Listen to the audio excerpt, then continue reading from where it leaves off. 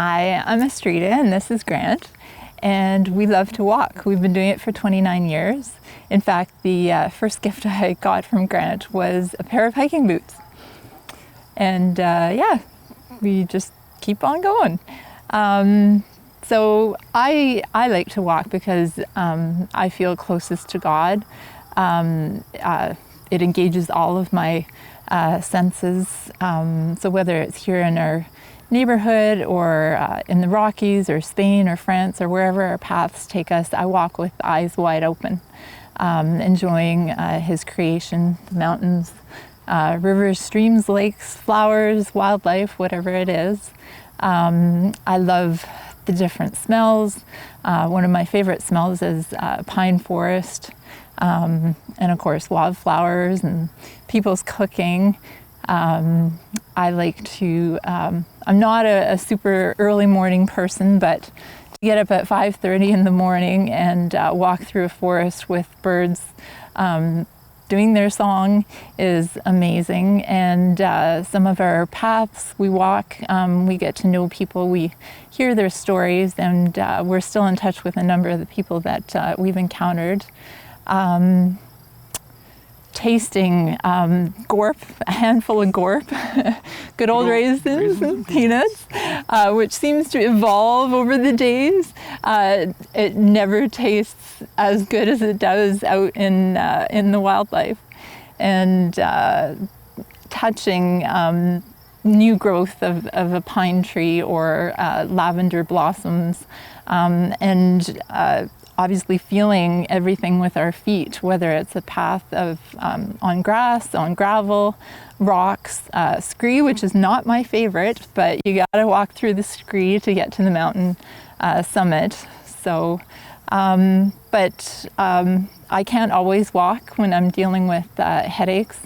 My walk takes more of a different kind of walk in that I like to do intercessory prayer for people who are struggling in the same way that I am, and other struggles that people may face.